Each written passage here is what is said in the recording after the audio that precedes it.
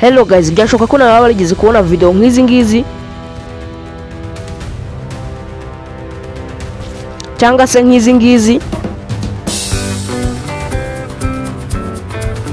cyangwa se nawe ukabona ifoto yabarayifashe barangije bagenda babwira AI iti nkorera uyu muntu ari kubyina cyangwa se ari kurasa cyangwa se ari kurya, ikintu cyose bashaka bakakibwira iyo foto ikagenda ikagikora. Rero muri video tugiye kurebera hamwe ukuntu wafata ifoto ukayihereza AI, warangiza ukayibwira ati nkorera iyi foto iri gukora gutya na gutya, cyangwa se ukayibwira ati nkorera iyi foto iri kubyina, ikintu cyose washaka wakibwira hanyuma ikagikora kuri iyo foto yawe. Byashoboka ko hari abandi bantu baba barabibonye nko ku mashusho media kandi ukabona abantu babikora bari kubona views nyinshi. Rero muri video nawe tugiye kureba ukuntu wabyikorera ukoresheje telefone yawe.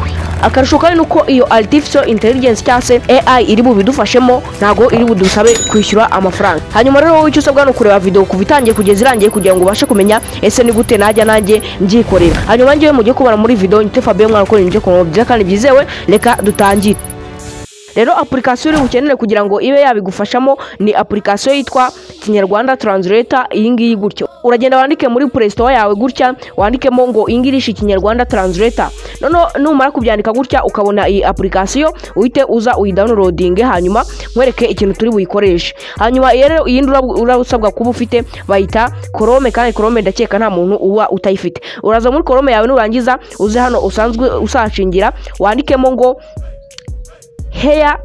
Heyaluo AI.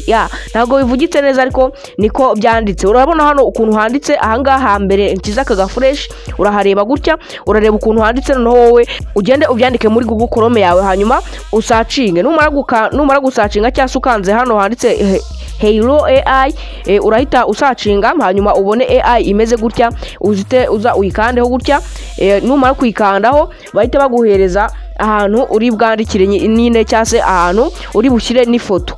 Hanyuma nubona iyi application yawe itari gukora neza ukandika utudomo dutatu, hanyuma numara kudukandaho urahita ukanda hano kuri aka kantu kanditse ngo desktop site. Aka kantu kanditse desktop site uzuka vivure nyine kugira ngo wenda urebe ko yabasha gukora neza, kuko hari igihe iPhone ibidakoramo neza. Noneho numara kubyandika gutya ugasacinga nako ugashyiramo desktop site, urahita ubona ahantu hameze gutya. Noneho wowe uraza umaking sure neza ko aka kantu kawe kari ahangaha handitse ngo ko gukora video nyine, hari ahantu kari ahantu ho gukora video. Noneho wowe uraza ikintu uraba ugiye gukora hano, uraba ugiye guhita ujya muri ya application yawe nakubwiye ndi bukwereka ikintu iri bugufashe, hanyuma uze uyigemo gutya, yitwa Kinyarwanda Translator to English.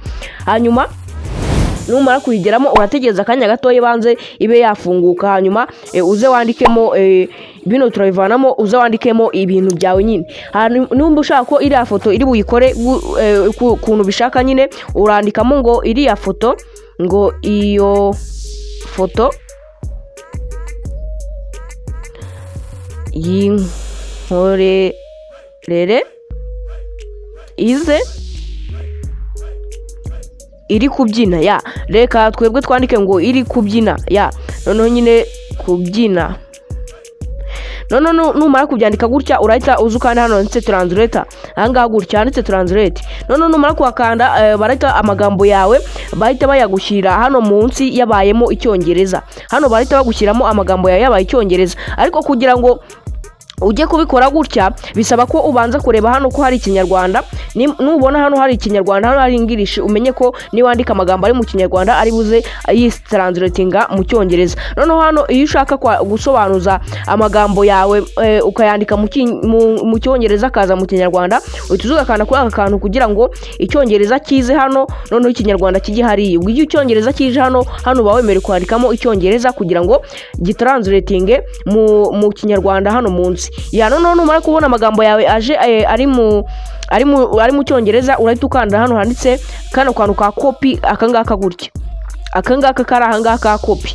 Nurangiza kano kegeranye n'akantu k'agatima nyine, nurangiza uze ugita ugakanda noneho amagambo yawe uyakopie, noneho uze uyajyane muri ya application, muri ya ntuza nyine handi bagusabye kwandikamo ikintu ushaka ko ifoto yawe irabiri gukora. Nyine wowe urabo wanditse ngenda shaka ko ifoto yanjye ibyina nyine niko nanditse. Noneho wowe uraza uhita ukanda kuri ya magambo yawe araba ari hano hejuru y'inyuguti nyine, urahita uzakandeho. Noneho umara kuyakandaho arahita yijyanamo nyine. Urabona ko hano amagambo yacu yamaze kuba yageramo gutya.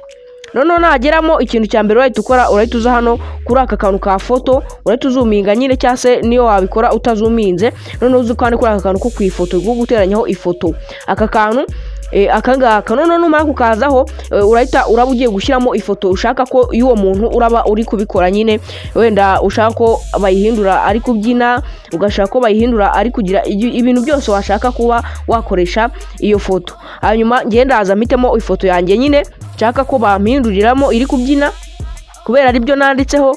Hano nonshyiremo agafoto mite nkanda hano handitse dane hano hejuru ya. Noneho rero ikintu kindi uba wakoze mbere yo kuza muri iyi application, mbere yo kuza ngo utangire gukora ibi bintu byose, mbere yo kuza ngo utangire kubikora, urabanza ukareba ko ahantu haba handitse ngo sign in nyine, ukabanza ugakora sign in muri iyi application, hanyuma bagahita baguha hano amanuza 100. Hano bahita baguha amacoin 100 cyangwa se ni nk'amafaranga twabyita. Noneho ugahita uza ugashyiramo email yawe hano, noneho ubundi wamara gushyiramo email yawe ukaza ugakora ibi byose twakoze. Hanyuma wowe ikintu uhita ukora, uhita uza wamaze kwandikamo amagambo ushaka ko ifoto yawe irabiri gukora, wamaze kwandikamo ibintu byinshi, ugahita uza ugakanda hano handitse create, ahangaha gutya handitse create. Noneho ifoto video yawe bagatangira bakayigukorera ya. Noneho katurebe ko watangiye, bagahita batangira bakagukorera ifoto yawe nako video yawe ya. Noneho urabona ko ahangaha gutya bari kukubwira nyine ukuntu wabigenje. Hano uba wanditsemo gutya ya, ugahita ugakanda hano handitse kuri aka karu kanditse 30, kano kari munsi. Iyo bakujyanye ahangaha nyine niko uhita ukandaho gutya.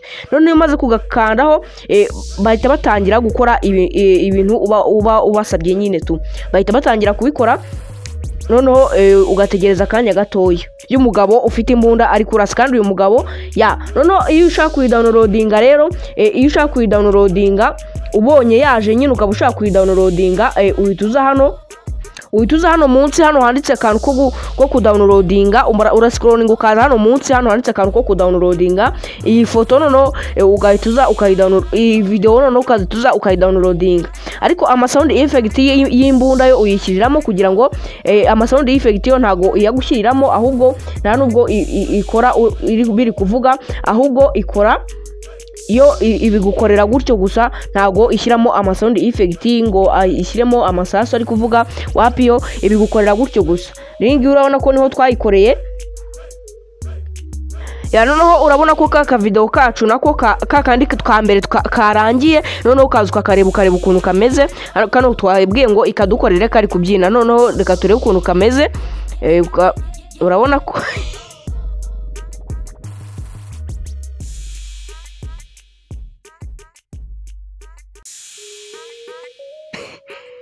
urabona ko ukuntu yayikoze nyine iri kubyina nkuko wabiyisabye. Hanyuma ya ugahita uza nyine ukayidownloadinga ukanze kuri watermark nyine, kuko iyo ukanze kuri download remove watermark uba ugiye kwishyura nyine, kandi ntago uba ukeneye kwishyura. Ugahita ukana kuri watermark noneho ukidownloadinga, hanyuma akakubwira ko yarangiye. Noneho ukaza kandi ku bantu bashaka content nyine zo kuri zira ntuza ngufiya nka TikTok nka YouTube nyine ukajya ushyiraho amashoti, urabona ko iriya AI yabikora neza. Rero niba ubonye no video hari ikintu gufashije, ntugende udakanze subscribe ngo ufungure inzogera kugira ngo n'izindi video z'ubutaha ntizagucike. Rero ciao ndakunda cyane, duhurire mu yindi video.